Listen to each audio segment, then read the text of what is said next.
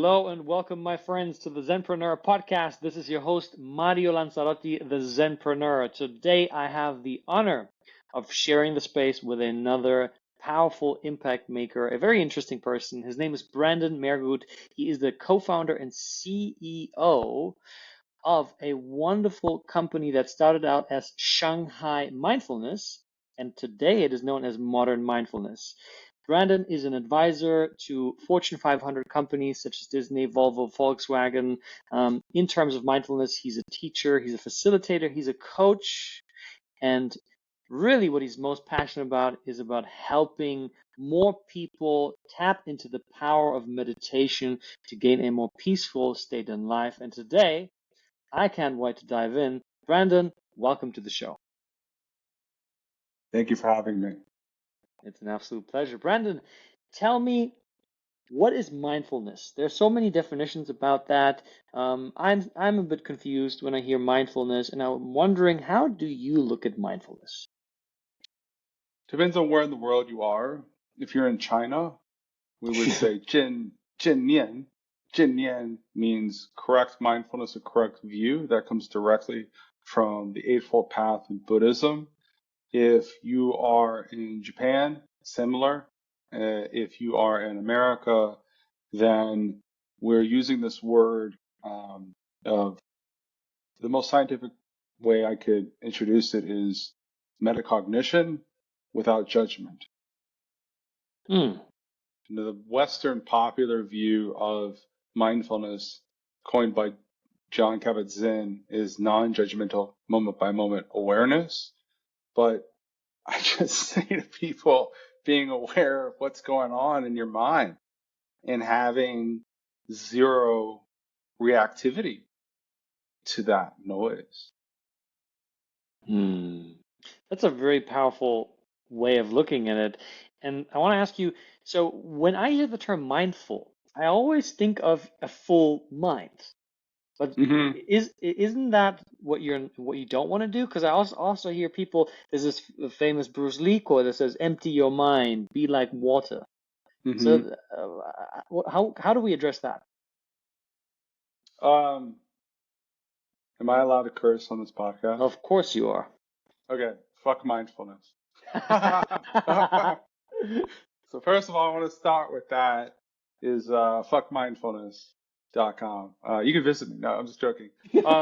But with all sincerity, I think it's a bad translation. Just as Eckhart Tolle talked about, it's a word that has become dissoluted. It has become saturated. You could see that's very similar to the word Zen. When Zen came to America, it was quite profound. And then it became kind of dissoluted, but it's coming around again, which Zen tends to do. And it's coming back in the forefront of people's awareness. And mindful, I don't like that word. I'm kind of burnt out on the word mindfulness. I prefer awareness. The most powerful person in the room is the one who is most aware. So can we be more aware than mindful? It's a bit more tactical, I feel, for your listeners as well than mindful. It's like, yeah, I get it. I'm mindful. Got it. Sure, thanks. Okay, but are you aware of what's happening right now?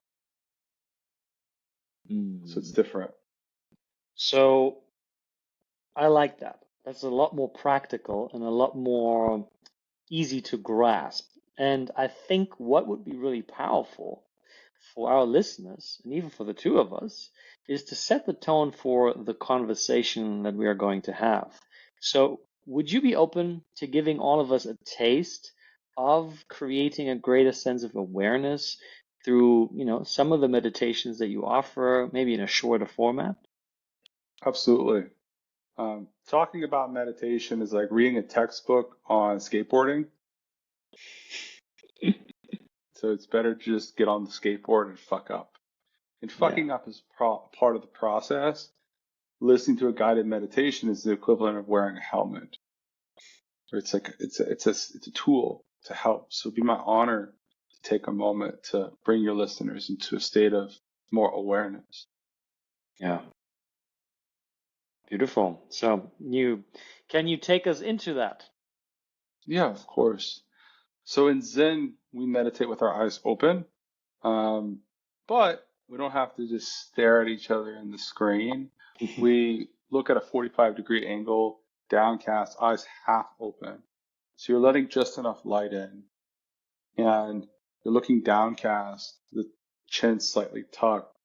And for your listeners, I would recommend just to close your eyes.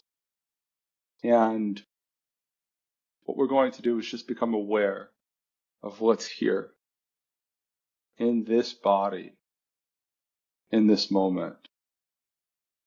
And washing your body with this awareness, becoming aware of sitting here.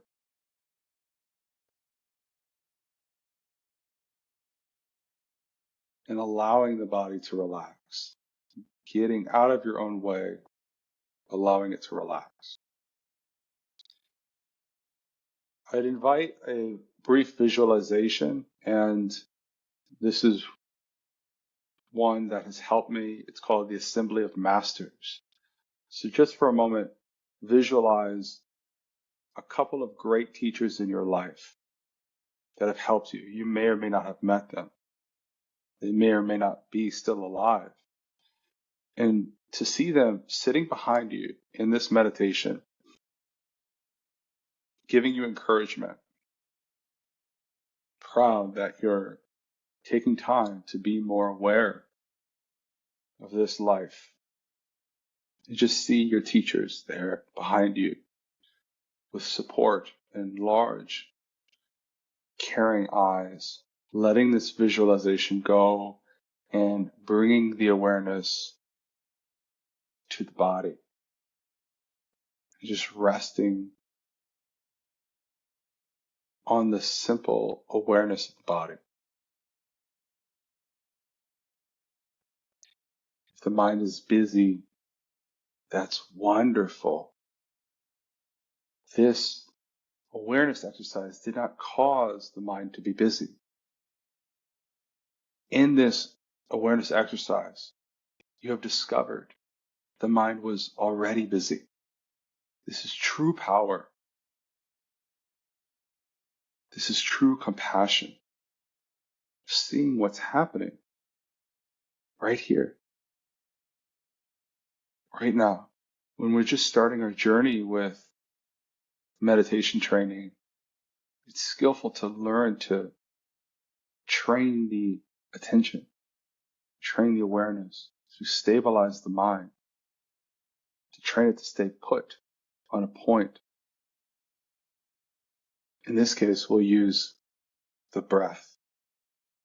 And just notice the breath happening to you. Notice the body being breathed. Just getting out of your own way, resting at this breath, at the stomach.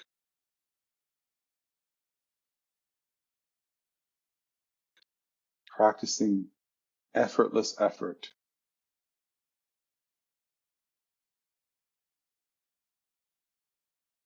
And for the last minute, saying this in your mind for the practice, seeking is suffering, non-seeking is bliss in meditation.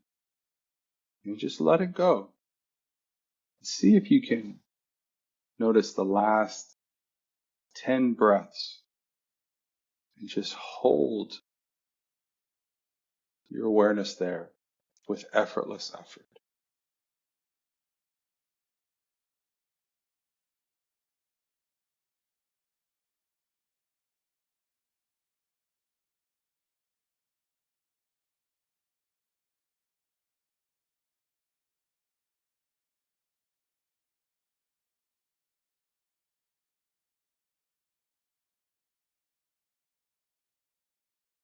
Now letting go of the breath in the last 30 seconds, just sitting, maybe try a reverse meditation. Maybe try not to meditate for just 30 seconds.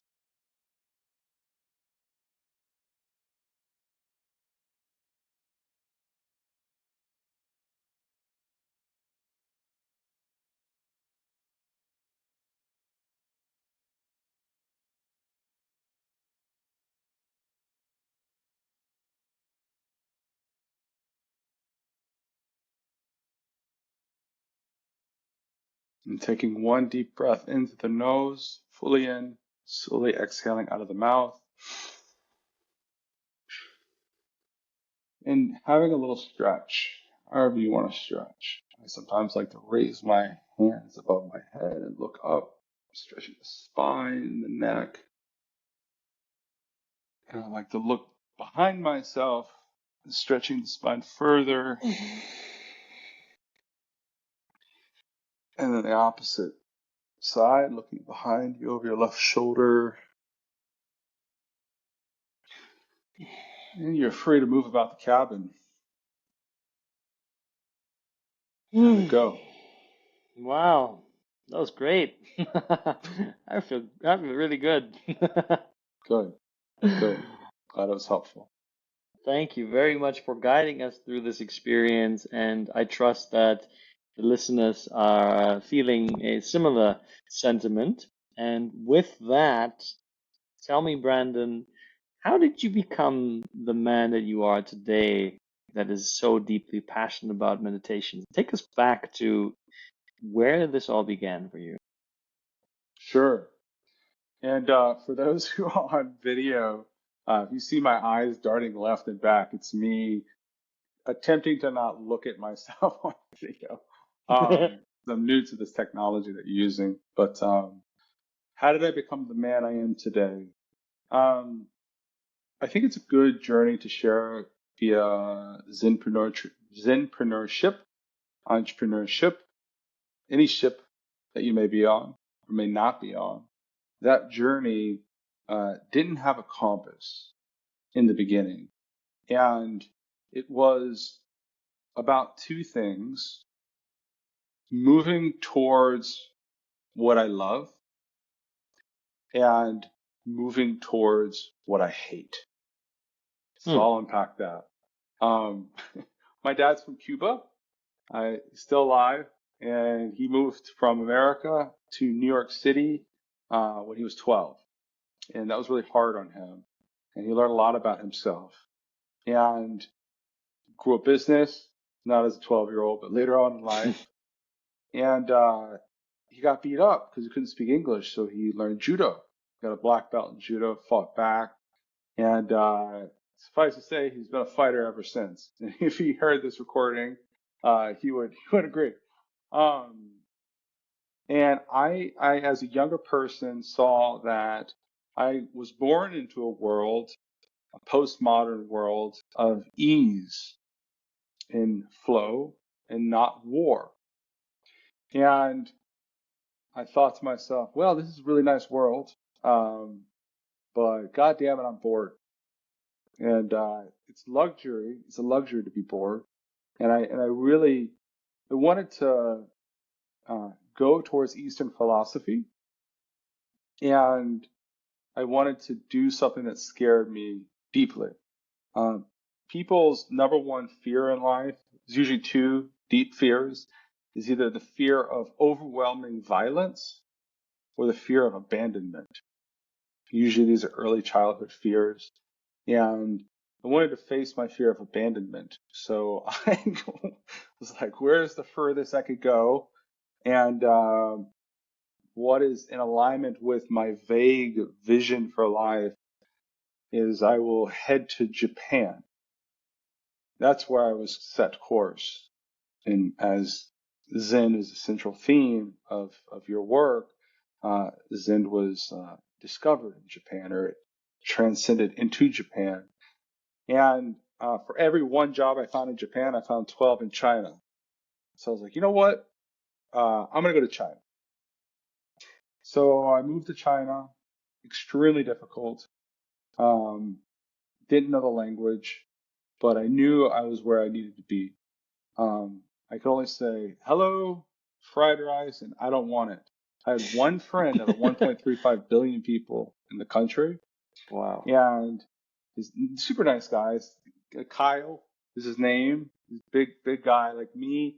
And I was like, Kyle, I need to know Chinese. Can you teach me? And he's like, no, you got to teach yourself. And that was before I could just Google my phone. 'Cause remember, Google's blocked in China, and that you didn't even have the bandwidth. Just pull out your smartphone 13 years ago and just have simultaneous translation, all this stuff that you have today. So I was like, look, just teach me how do you say, That's all I need to know. Like I said, how do you say that? How do you say this? How do you say that? Well, Kyle had a twisted sense of humor just like me. And he taught me how to say, what does it mean?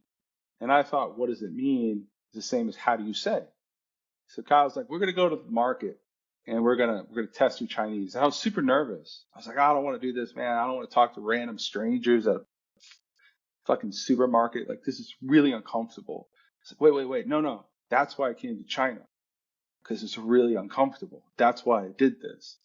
So he puts his hand over my shoulder and he's like, buddy, he's kind of looking down on me, buddy. You know, I'm 6'2". He's like 6'4". You know, and he's saying, go practice your Chinese on those people. Go ask them, how do you say banana? So I walk up to this lady. She was like at least 205 years old, minimum. And I pick up this banana, and I think I'm saying, how do you say it? And I pick up this banana, and it's right underneath my chin, and I'm like kneeling down to this lady holding this banana, and I'm going, what does it mean? What does it mean? And Kyle in the distance is like, you got to say it louder. She's 210. That's how we speak in China. You got to speak loud. There's a lot of people. So I go, what does it mean? What does the banana mean? So that went on for a month. And every morning I would ask what the bananas and the coconuts meant. So I got a lot of free bananas. And I was the special one in the village for a month. And they gave me free candy. And yes, they took very good care of me.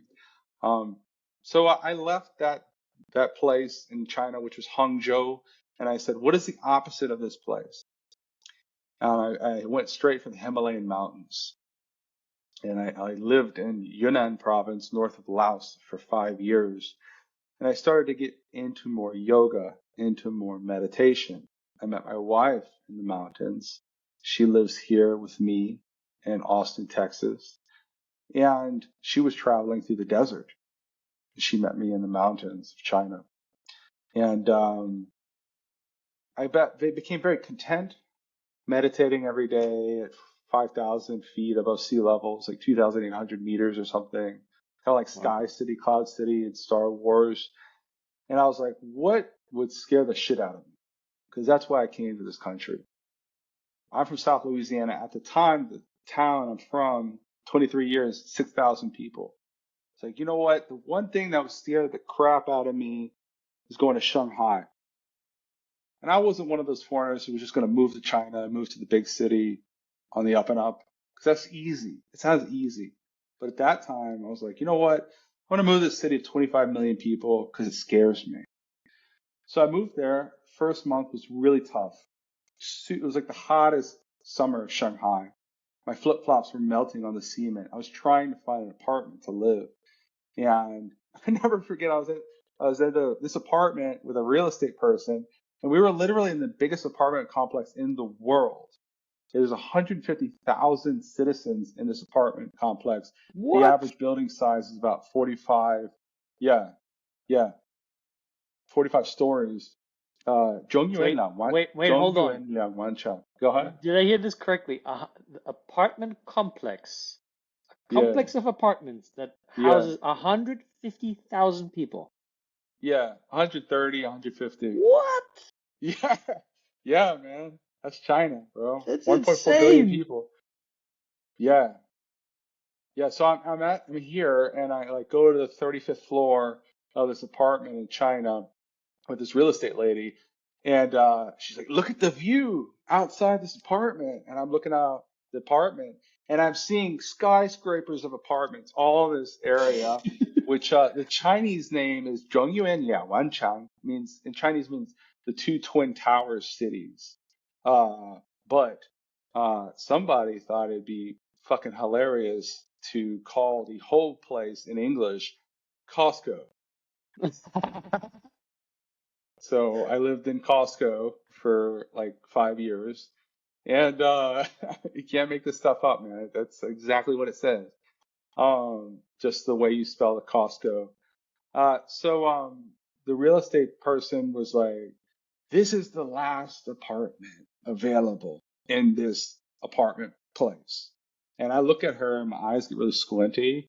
I get right in her face, and I'm saying, and I put my hand over his shoulder and I look out the window and I said, there's 150,000 apartments here. You telling me this is the last one? She kind of got nervous. So it was just a crazy journey, man.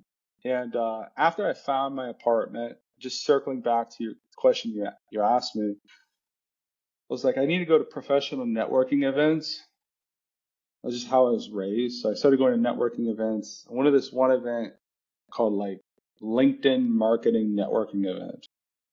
And I started introducing myself. I said, hi, my name is Brandon. This is 8 years ago. Hi, my name is Brandon. I have a blog called Mind Management. That was my business. I just wrote about self-help, random self-help stuff. I said, I write about travel, psychology, philosophy, meditation. 9 times out of 10, people said, you write about meditation? I said, yeah. I said, do you practice meditation? I said, yeah. I said, what does it do for you? And I just spoke the truth. And then I was asked a question that changed my life. They said, could you teach me meditation? Well, I wasn't asked that question 15 years ago living in South Louisiana. I said, of course, absolutely. So I taught him for free, 4 hours for free, no agenda, just an intention to share something that I love with somebody else. And he told his friends, they told their friends. I ended up teaching about 1,000 people in a year for free. And I had all these people in these communities on WeChat. WeChat's like WhatsApp. Had about 2,000 people in these communities. I said, I need to call this something better than just like wellness in Shanghai. I was like, let me call it Shanghai Mindfulness because there was a Beijing Mindfulness. So let me call it that. And I did that for a year, grew that up. And I was like, what is the most professional version of teaching mindfulness and meditation? I want the creme de la creme, best of the best doing this. So I was always known for doing these meetups, these in-person meetups once a month, the mindfulness meetup. Still do them today. I'm doing one on Thursday in Austin, Texas for a bunch of coaches here.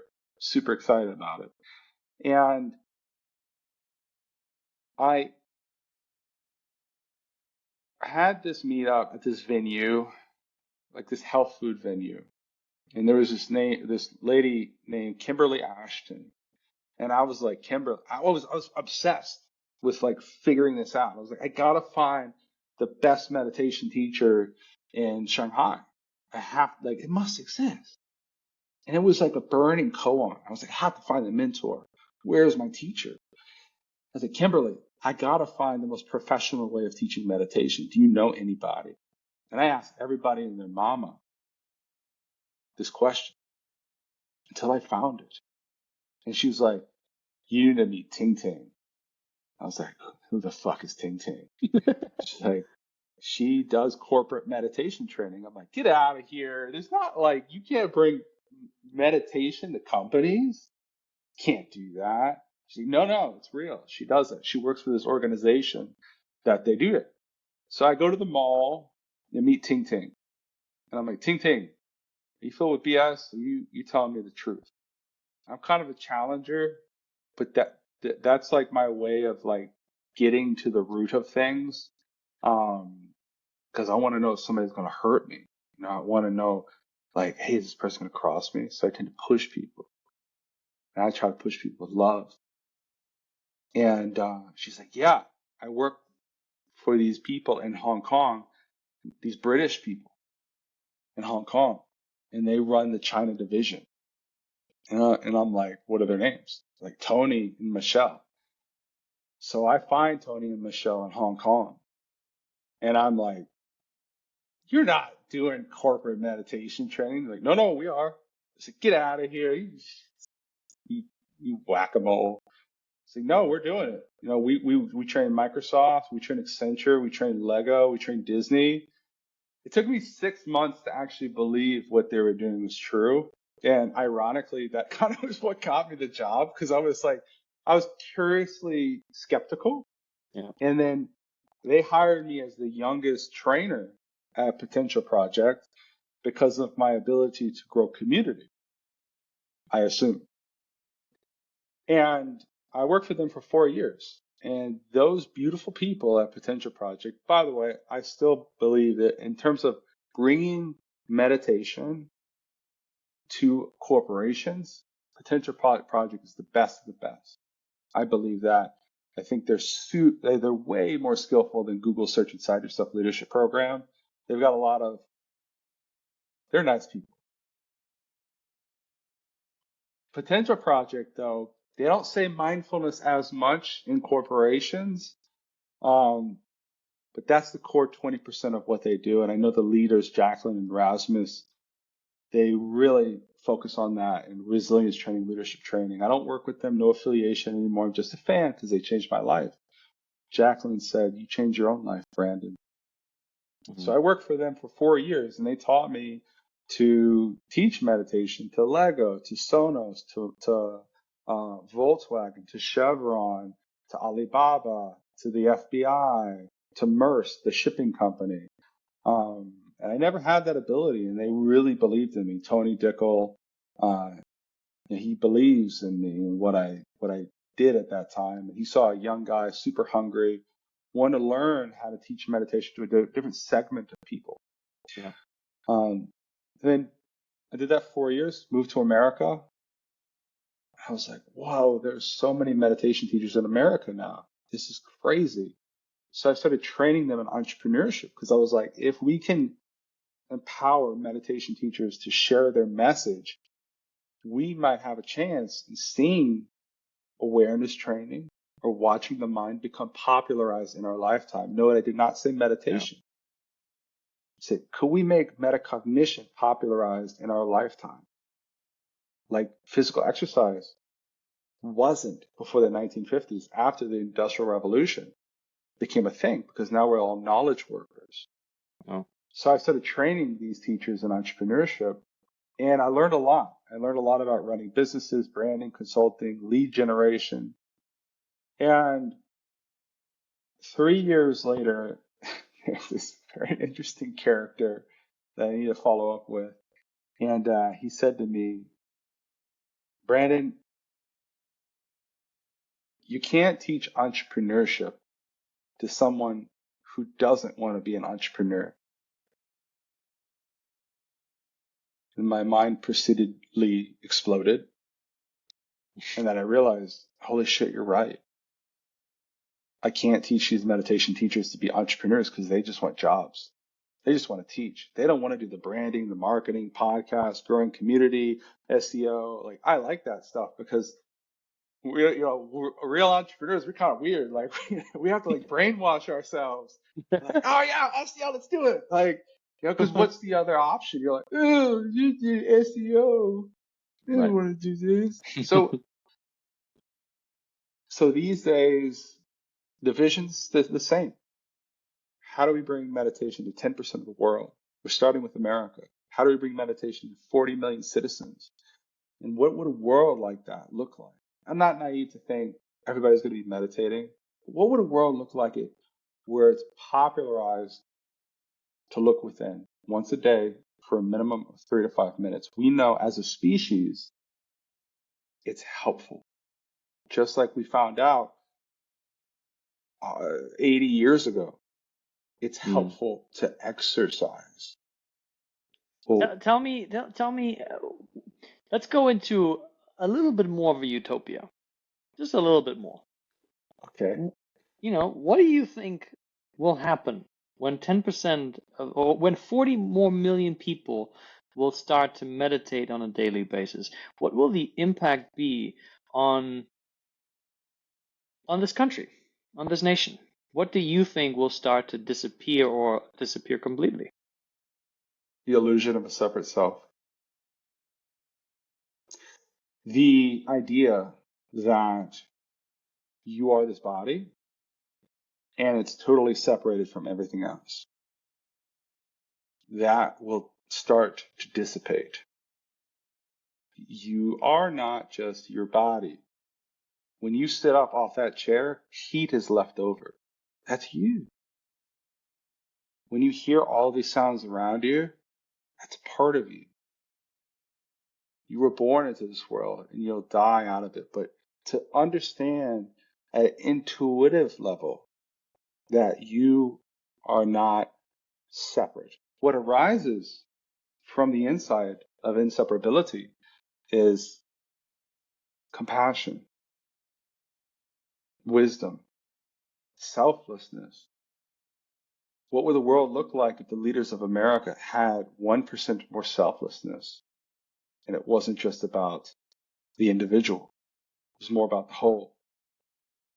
We would live in a world where we would not have to do a double take at the mall to make sure there's not somebody in the corner of the mall wearing a trench coat with a AR-15 or whatever the gun's called. We would live in a society where there wasn't so many agendas, but there were intentions. And I believe that people fundamentally would be significantly kinder to one another just through not meditation, but through making it popularized to practice the one thing. Sorry, I told you I try not to look at the video. Now I'm like doing Donald Trump hands. Oh, good. So we're talking about politics. You got to do the Donald Trump hands for the viewers. But you got to shrink your hands. SpongeBob said, when in doubt, pinky out. So we would live in a world where we would understand the difference between our species and all other animals in the animal kingdom is this dualistic experience we're in. Yeah. Socrates said to be able to entertain a thought without accepting it. That's the mark of the intellectual mind. So to teach the general populace to be able to entertain a thought without accepting it, to teach the general populace to be able to watch the mind. Okay, forget meditation. Okay, for your the viewers who are more religious, great. I love religion. It's interesting. It's fascinating. When you pray, you talk to God. When you meditate, you listen to God. Ooh, that's a really good one.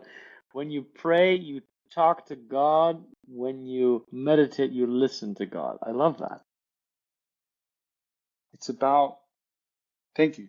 It's about taking the time to look within. I always said in China, not on a megaphone, we need to watch our minds. Because if we're not watching our minds, somebody's watching our mind. And I'll say that here in America too. Now with artificial technology, I was talking about I don't know, sink drying dish contraptions, like to put your dishes in the sink where it dries itself. And I was like, we need to get one of those. That'd be great. To my wife, and lo and behold, my phone on YouTube was like, do you happen to need a dishwasher holder thing? So we're living in a world where privacy is very, very little. And it's our human right to be able to entertain a thought without accepting it. That's a basic human right. Yeah. So we need to watch our mind, or somebody else is going to watch your mind. And I'll say that wherever, and I think it's a basic human right. I think it should be taught in schools, not meditation, but just whatever you want to call it. Tactical silence, purposeful silence, selfless silence, pausing, watching the mind. That's the, like, Out of 35 years of existing, that's the easiest way I've ever defined it is, what is this? Watching our mind. You're going to get very little pushback if you say to that somebody, even if you're like in southern Mississippi, which I have a lot of relatives in. If I'm in southern Mississippi, somebody says, Brandon, what do you do? I'm going to get so much backlash from your southern audience for doing this, or the California people. Hey, look, I'm from Louisiana, so I can mimic a southern accent. Brandon, what do you do for a living? I said, well, I teach people to watch their mind. Well, shit, that sounds damn useful. Yeah, it is. And that, like that, so you're not going to get pushback from that. Now, watching the mind is more difficult because it's so active. Easier to watch the breath. So many wisdom gems that you brought up here, and I want to continue this flow and this stream of consciousness. Now, as you know, my audience is business leaders, entrepreneurs, game changers, Sure. and they got bills to pay. We all got bills to pay. We got goals to achieve. We have wealth to build. That's part of the entrepreneurial psyche. And so the question that I have for you is, why should an entrepreneur care about the things that you have brought forward to them? What's in it for them? Why do you say that meditation, mindfulness, awareness, watching your mind, all of these different terms that you brought up today are so important for an entrepreneur or business owner? Great question. I can tell you've been doing this for a while. So you might want to make this the soundbite to lure people in, because otherwise they may not even want to listen. Right. So you might want to clip this part. Let's look at integral theory and spiral dynamics just for a moment. And I want to preface by saying I'm a total amateur at integral theory and spiral dynamics, but I want to give a color coordination to the sociological altitudes of development for human beings. I know it's kind of a mouthful. Mm-hmm.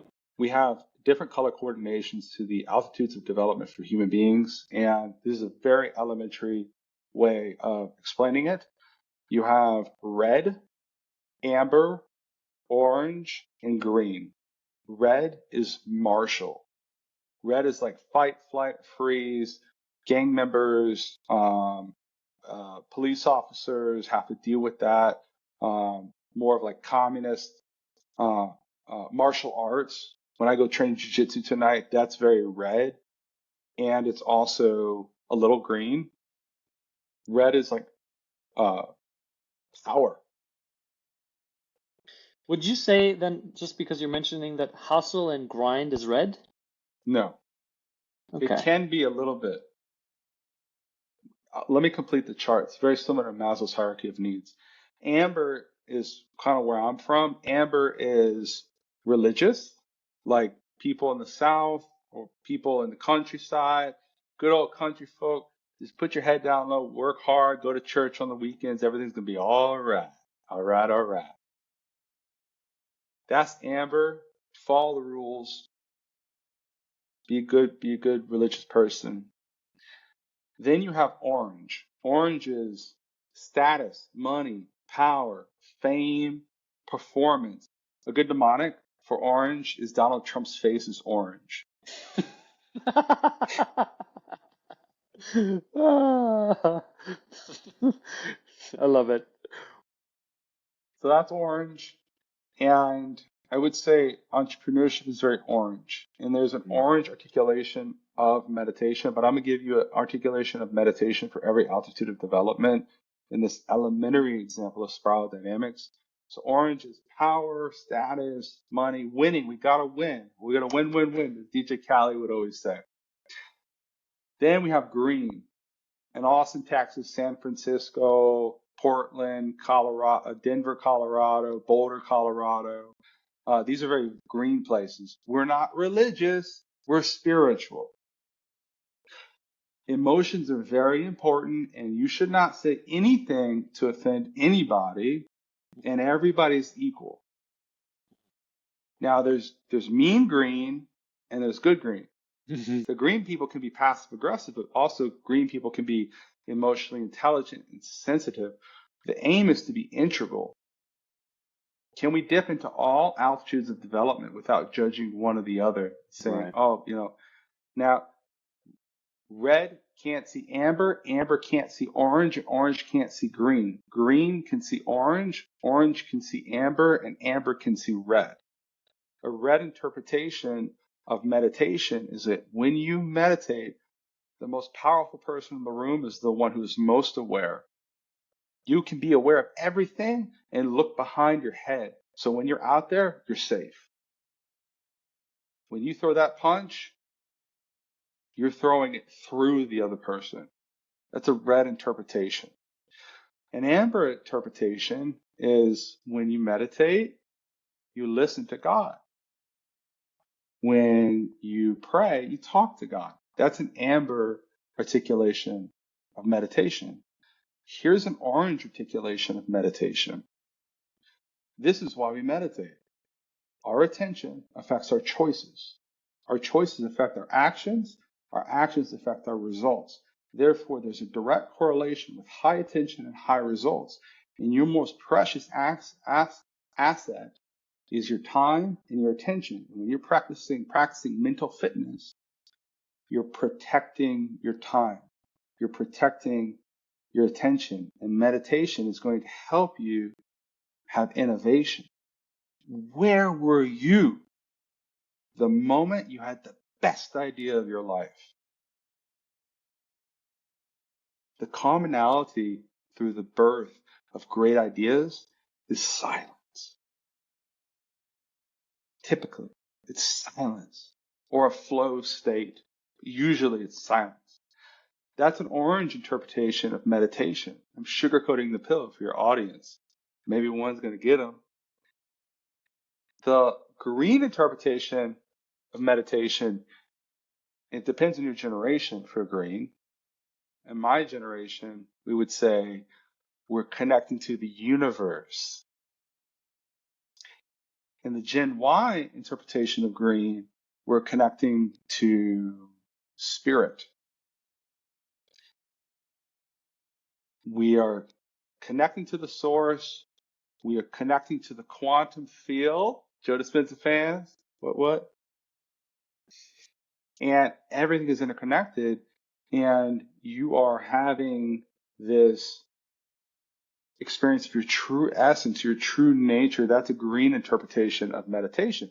But the orange people, they're like, they're like, they're gagging because it makes them want to throw up, because that doesn't mean more power, more status. I don't want to connect to fucking source. I don't have time for that. What I have time for is winning. I get it, man. I like to win too. Let's go train some jujitsu. Let's see who wins. So it just depends on the person's altitude of development.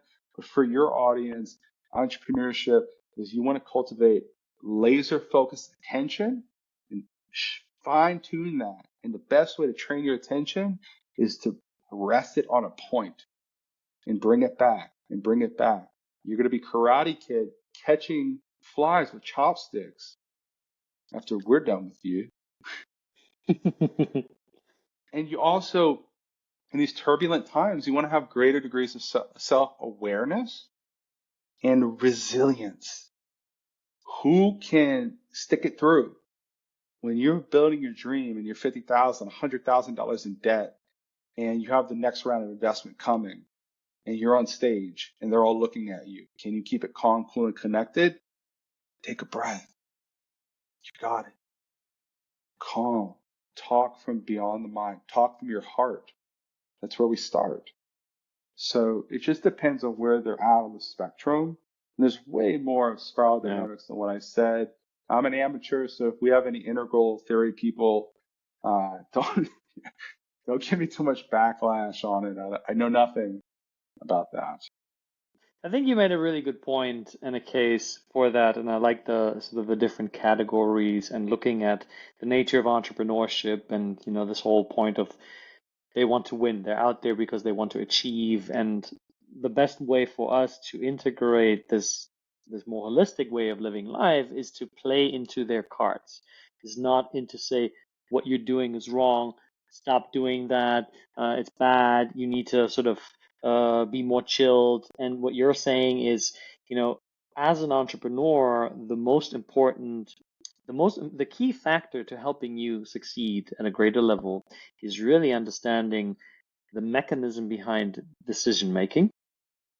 And often the mechanism behind decision making, I find, is either a conscious or an unconscious choice.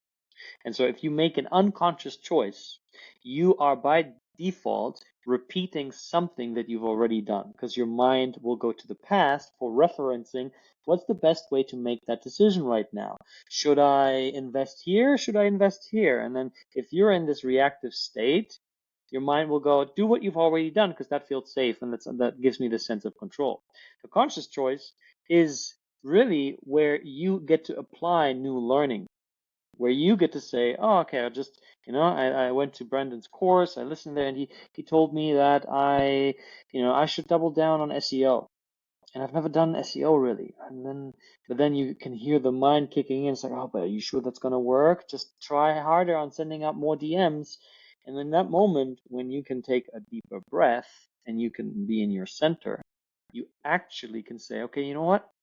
Let's give this a try. Let's do this thing, because you have more of that power to make that choice. And so, what are some of the go-to techniques that you yourself use if you are in the entrepreneurial game and you want to have more of that capacity to make a conscious choice and to use your time more effectively? What are some of the daily tools that you have? First, I would say a lot of people don't want to meditate because when you close your eyes and you listen to your thoughts, you start to see how active they are. The meditation does not cause more thoughts. They were always there, but now you know how unconscious you really were. So the level of volume to the awareness of thought is showing you what's on the inside and what's actually dictating your life and what's playing around in your head and what those scripts are that keep playing around. And the most powerful entrepreneur there is the one who is aware of it and who can see that script playing in the mind and say, no, not now. This isn't serving me anymore. I choose to do something that I'm in alignment with. But we have to slow down to be able to see the chaos happening within us or see the noise happening within us. So first we need to slow down. Take a moment. 3 minutes a day keeps the doctor away. I'm sorry. 3 minutes a day keeps the psychologist away.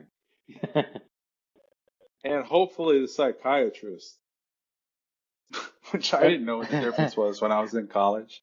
And the debt collector. 3 minutes a day keeps the debt collector away. 100%.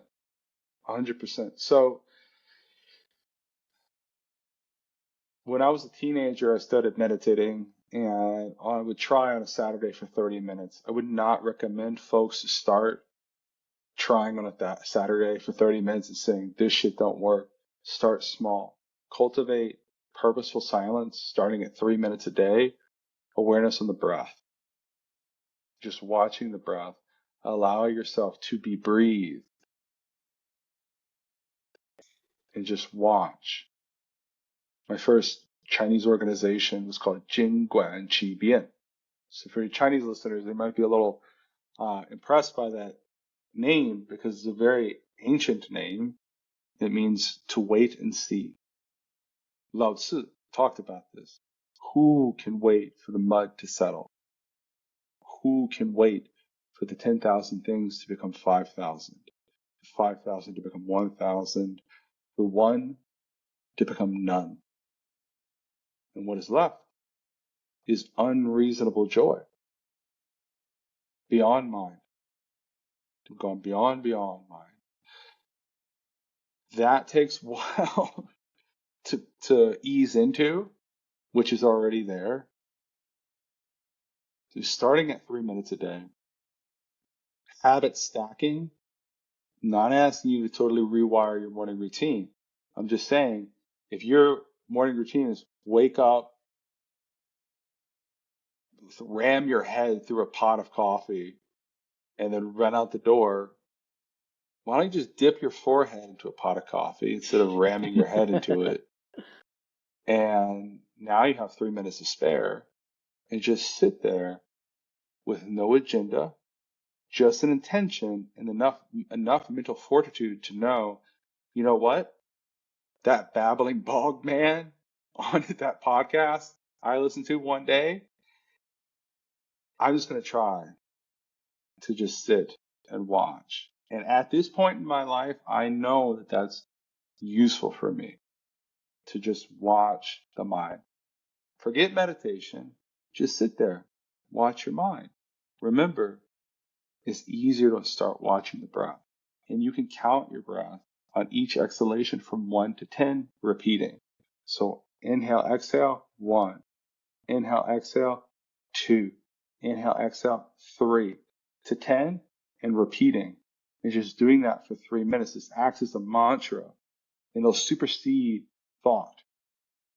But not to change the breath. We don't have to change anything. We don't have to believe in anything. Believe in yourself. Believe in the breath. Watch it happen to you. Observe yourself being breathed. If that's challenging, count the breath. It'll give you a target. And after those 3 minutes, bring awareness to the body. Note how you feel now compared to 3 minutes ago. If you feel a little bit better, you're doing it right. If you caught yourself totally daydreaming, being unconscious, you caught it and you came back to the breath. You're doing it correctly. And to know you're doing it correctly is a very important part. Because a lot of people, a lot of entrepreneurs, they sit and they say, this shit don't work. Watching your mind doesn't work. It is, and it could be very skillful. In my free time, I don't watch Netflix. I like to play video games, and I've been playing this ninja video game. It's called like Saikyo or something, and it has a lot of Zen in it. And I want to read a quote that I came across because I really want to highlight how incredibly profound it is to watch the mind. It's you're a warrior to be able to do this. So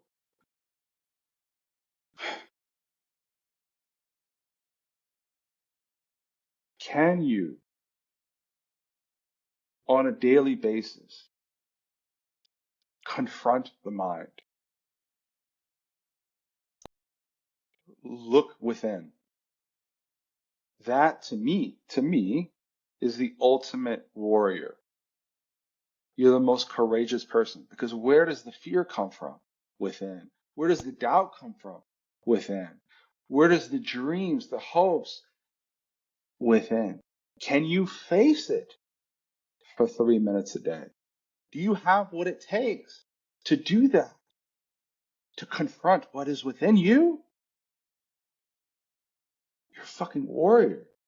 A little more feminine interpretation is, do you love yourself enough to meet the mind with compassion and ease and flow?